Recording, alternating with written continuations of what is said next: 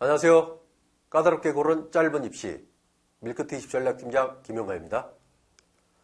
오늘도 합격에 지르신 미라클헤드의 김정수 원장 나오셨습니다. 안녕하십니까? 예, 안녕하십니까? 예. 오늘은 이제 지난 시간에 이어서 지난 시간에 저희가 이제 정시에 대한 전반적인 걸 좀 살펴봤단 말이죠. 근데 이제 오늘은 이제 그 조금 세부적으로 수능제도, 이제 수능에 대해서 이제 좀 분석해 주신다고 그래서 지금 요 부분은 이제 바뀌는 부분이라 또 예. 그래서 좀 수험생 여러분들도 그렇고 학부모님들도 그렇고 정확하게 좀 아셔야 될 부분이 있거든요. 예.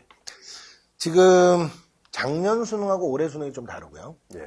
올해 수능하고 또 내년 수능이 또 다릅니다. 예. 21학년도 22학년도 그렇죠. 그러니까는 뭐 지금 고3들보다는 이제 고1 친구들이 저희 이제 영상을 많이 볼 텐데 예. 그래서 좀 비교되는 부분들을 좀 정리를 해드리고 앞으로 이제 수능이 어떻게 계산되는 방법들도 좀 말씀을 드리겠습니다. 예. 첫 번째로 이제 현재 고등학교 3학년들 같은 경우는 국어 영역에서는 5개 영역이라고 하는데 이 5개 영역이 동시에 치러집니다. 그래서 1번부터 45번까지 이렇게 순차적으로 이제 시험을 보는데 고등학교 2학년들이 보는 정시에서는 2022학년도 정시에서는 좀 바뀝니다. 일단 문학과 독서가 기본으로 나오고요. 그다음에 이제 화작, 언어와 매체라는 과목. 그러니까 과거에 이제 문법이라고 얘기를 했던 과목이거든요. 예. 네, 그 과목들 중에서 택 1, 하나를 선택을 한다라고 얘기를 합니다. 예. 여기서 중요한 거는 언어와 매체는 이제 문법이 좀 들어가기 때문에 아이들이 화법과 작문을 대거 선택하지 않을까라는 예. 생각을 조금 하고요. 가장 관심 있게 봐야 될 게 이제 수학입니다. 그렇죠. 모든 수능에서 이때껏 수학은 가장 중요한 포인트로 작용을 했는데 수학 같은 경우는 지금 이제 계열별로 이과는 수학 가형, 문과는 수학 나형으로 봤는데 이제 문이과 공통으로 수학 1, 수학 2를 선택을 하고 이제 학교마다 이제 뭐 진로 선택 과목이라고 하지 않습니까? 선택 과목 중에 확통, 미적분, 기하 중에서 이제 한 과목을 선택을 하는데 이것도 지금 발표된 걸로 보면은 학교에서 이제 지정을 하는 경우도 있습니다. 그렇죠. 지정을 하는 거는 좀 이따 좀 알아보고요. 예. 자, 그다음에 이제 과탐, 사탐이라고 하는 탐구 영역에서도 이제 문이과 구분이 이제 없어지면서 이제 그렇죠. 그걸 이제 공통으로 응시할 수 있는 근데 실제로 뚜껑 그렇죠. 열어보니까 네. 이과 같은 경우는 과탐을 이제 무조건 선택을 하라 하고 문과 같은 경우는 사탐이든 과탐이든 다 선택이 가능한 아마 이런 식으로 진행이 될 겁니다. 근데 그게 사실 현실적으로 좀 맞는 것 같아요. 또 한편으로 왜냐면 공대생 갔는데 거기서 뭐 사회문화하고 뭐 이렇게 법 배우고 이래버리면 이게 조금 따라가기가 좀 힘들지 않을까. 그러니까 현실적으로는 제가 봤을 때 과탐이 사탐보다는 조금 공부하기가 어려운 부분이 있지 않습니까? 그쵸. 그러다 보니까는 문과에서도 과탐 잘하는 친구가 와도 큰 문제가 없다라고 생각을 하는 게 일반적인 것 같습니다. 예. 그래서 지금 이제 요 자료를 좀 잠깐 준비했는데 여기 이제 지금 이렇게 지금 반영 미반영 학교들이 좀 많아요. 그래서 이거는 개인적으로 좀 찾으셔야 될 것 같고요. 나중에 저희가 또 자료를 좀 올려놓을게요. 그 부분은. 그래서 저희가 이제 2015년 2015 개정 교육과정에서 보편적인 이제 학습 과목으로 방금 말씀하신 것처럼 1학년은 이제 공통 과목과 일부 선택 과목을 이수하고 이제 보편적인 거예요. 아까 이제 말씀하셨다시피 학교에서 이제 그걸 선택하는 경우도 있고 안 하는 경우도 있고 그래서 2학년 때는 일반 선택 과목 위주로 하고 3학년 때는 일반 선택 과목하고 이제 진로 선택 과목 이렇게 하거든요. 근데 이제 궁금한 게 여기서 이제 이거예요. 뭐냐면 저희가 이런 상대평가, 절대평가 과목이 어떻게 되고 어떻게 점수화 되는지 그리고 저희가 일반 선택, 진로 선택 이런 말 하고 또 성취도 얘기 많이 하거든요. 그 구분 좀 지어주실래요? 예, 일단은 기본 공통과정은 지금처럼 동일하게 등급이라든지 표준점수, 원점수 다 이제 공개되는 것들을 의미하며 조금 전에 얘기한 진로 선택이라든지 이런 과정들은 주로 성취도로 이제 예전에 그냥 교과 설명드렸을 때 이제 말씀드린 것처럼 그러면 이제 내신에 어떻게 반영을 하느냐라고 했을 때 대학에서는 일정의 환산 점수를 줍니다. 그러니까 환산 점수를 주고 그것을 단위수 계산해 가지고 환산을 해서 이제 점수를 이제 추합을 하는 거죠. 자, 그랬을 때 수능에서도 지금 문제가 되고 있는 게, 만약, 지금 기하 같은 경우, 이과에서 가장 이제 문제가 되는 이제 기하거든요. 예. 기하가 성취도 평가로 빠지고, 이제 진로 선택 과목으로 빠지다 보니까, 그것이 이제 학교에서는 준비하는 아이들도 있고, 준비하지 않는 아이들도 있고. 예. 근데 이제 수능에서는 올해는 빠져 있는데, 예. 내년에는 들어간단 말이죠. 그렇죠. 예, 그러다 보니까 22학년도 그렇죠. 22학년도에. 그러니까 이런 친구들이 어떻게 준비하느냐가 이제 최고의 관건이 되겠죠.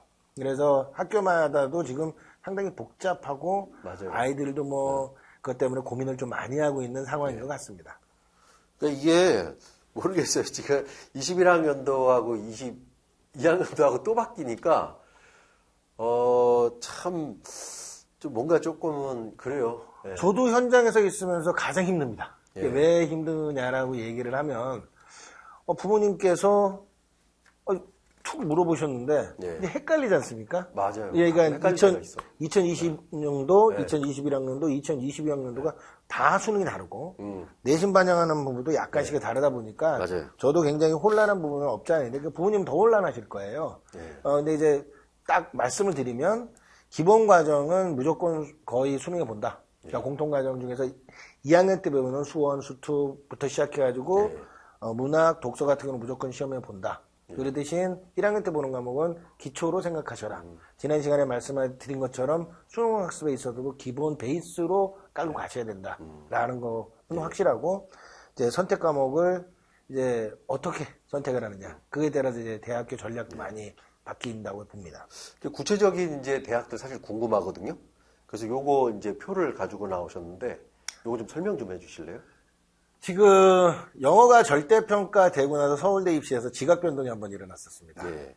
영어가 4등급인가 5등급인가인 친구가 서울대학교로 붙었대요. 예. 그래가지고 이게 무슨 난리냐, 예. 어떻게 붙냐라고 했더니 이제 입시 전문가들은 그게 가능하다라고 바로 얘기를 한 게 서울대 같은 경우는 영어 절대평가가 되놓으니까 등급이 내려갈 때마다 마이너스 0.1점이죠. 그렇죠. 예. 그러니까는 보통 정시에서 나오는 수능 성적은 1점대 다니니까 이게 뭐 힘을 못 쓰죠. 예. 그러니까 그런 대학들이 좀 많습니다. 그러니까 뭐 서울대, 연대도 있고 뒤에 보면은 서강대, 성균관대, 뭐 중앙대 이런 대학들도 일단 영어는 감점 내지는 가점. 그래서 그냥 90점만 맞아라 또는 80점만 맞아라 이렇게 이제 되고요. 대학마다 반영 비율이 다 다릅니다. 예. 반영 비율이 다르니까 이 표에서도 보시면 뭐 이과는 당연히 수학이 제일 비중이 높지 않겠습니까? 근데 문과 같은 경우는 수학하고 국어가 동시에 비중이 높은 예. 이런 식의 그러니까 아까도 제가 말씀드린 것처럼 이 공통 과정에서 이제 진로 선택 과정 또는 뭐 이렇게 나올 때 그것을 보시면서 이제 준비를 좀 집중적으로 시키면 그리고 지정 과목들이 이제 2022학년도부터 이제 등장을 합니다. 예. 그렇죠. 국어는 화작이나 뭐 화작이라든지 언어와 매체에서 그냥 아무나 선택하면 된다라고 이제 되어 있는데 수학 같은 경우는 이과 같은 경우는 미적하고 기하는 무조건 둘 중에 하나를 선택을 해라. 예. 이제 아이들에게 지정을 해버렸고 문과 같은 경우는 미적, 기하 활동을 전부 다 선택을 해도 된다. 그리고 탐구 같은 경우도 이과 같은 경우는 이제 과탐을 지정을 해버렸고 문과는 이제 사탐을 지정하는 이런 사탐하고 과탐을 동시에 지정하는 이러한 상태가 됐다라고 보시면 됩니다. 그 이제 재밌는 거 하나는 여기 표를 보면 이과 같은 경우에 지금 확통이 많이 빠져 있네요. 예, 그렇죠. 예, 아무래도 좀 난이도 문제도 좀 있는 것 같고. 아무래도 보통 지금도 수능을 준비하는 친구들, 그러니까 지금 현재 2021학년도 준비하는 친구들, 그리고 그 전에 있는 친구들도 이제 대부분 다 마찬가지지만 확통은 그냥 다 맞고 가는 과목. 이렇게 인식이 되어 있다. 과거에는 그랬죠. 예. 네. 근데 저는 뭐 수능 세대는 아니긴 한데 네. 확통이 제일 어려웠어요. 근데 그게 왜 빠지는지 모르겠는데 그 주머니에 구슬 3개를 넣어놓고 빨간 구슬, 파란 구슬 이렇게 넣어놓고 그거를 찾으라고 얘기를 하더라고요. 확률을. 예. 그럼 왜 찾죠? 저는 찢어버리고 그냥 훅 꺼내놓으면 되는 것 같은데 그래서 저한테는 개인적으로 굉장히 어려웠던 과목인데 요즘 친구들한테 되게 쉬운 과목으로 인식이 좀 되어서 그런지 예. 미적이나 기하를 이과에서만 선택을 하게 하고 확통은 좀 뺀 걸로 보입니다. 예. 그리고 이제 또 지금 다른 학교들도 있거든요. 예. 여기서 지금 제가 이제 말씀드리고 싶은 대학이 이제 한양대하고 성균관대 정도로 좀 구분을 좀 해보고 싶어요. 예. 지금 표에서도 보듯이 성균관대는 영어를 이제 가감점 제도로 이제 써서 뺍니다. 예. 근데 이제 한양대 같은 경우는 10% 정도를 반영을 하죠. 예. 네, 여기서 이제 말씀드리고 싶은 게 한양대나 성균관대는 이제 공통적으로 문과 애들보다 이과 애들이 영어의 비중이 조금 작아요. 그러니까 점수 이제 낙폭이 좀 적고요. 그 대신 성균관대는 반영을 안 하잖아요. 예. 그러니까 영어 성적이 조금 낮아도 되는데 저렇게 지금 한양대처럼 영어 성적을 10% 이상을 반영하는 학교들은 아무리 절대평가라도 예. 영어 공부를 등한시해서 만약에 제일 아쉬운 게 89점, 79점이지 않겠습니까? 그렇죠. 그 친구들은 낙폭이 되게 심합니다. 거기에 20%에서 10%를 반영을 하다 보면은 우리 아이들이 대학에 가는 확률들이 조금 떨어지지 않나. 그래서 이 표에서 좀 설명을 드리려고 제가 표를 좀 준비해 왔습니다. 그 뭐 이제 다 그렇지는 않겠지만 이제 그 말씀 들어보니까 또 이렇게 전략적으로 이제 영어가 이제 본인이 약하다. 그럼 이제 반영이 안 되는 대학을 찾아서 좀 이렇게 적극적으로 다른 과목의 점수를 이제 올리는 이제 그런 것도 굉장히 좀 필요해 보이거든요. 예, 맞습니다. 자, 오늘 말씀 잘 들었고요. 이제 오늘 이제 좀 정리를 좀 하자면 역시 이제 그 선택 과목에 있어서 전략적으로 내가 그 과목을 잘해서 그거를 선택할 수도 있겠지만 우선순위는 이제 목표 대학이 그 과목을 선택하느냐 안 하느냐. 거기서 그렇게 제가 바뀐 것 하나만 같아요. 더 설명을 예. 드리면요. 지금 인천대 예. 내지는 뭐 명지대, 상명대, 서울에 있는 중위권 또는 수도권에 있는 대학들에서 예. 수학 가형을 이과인데 수학 나형을 선택할 수 있어요. 예. 근데 이제 수학 가형을 선택을 하면 가산점이 15%에서 10% 네. 이상을 줍니다. 예. 자, 그러면은 우리 아이들이 가형으로 조금 점수가 낮아도 예. 나형 자기가 이제 갭을 극복할 수 있는데 예.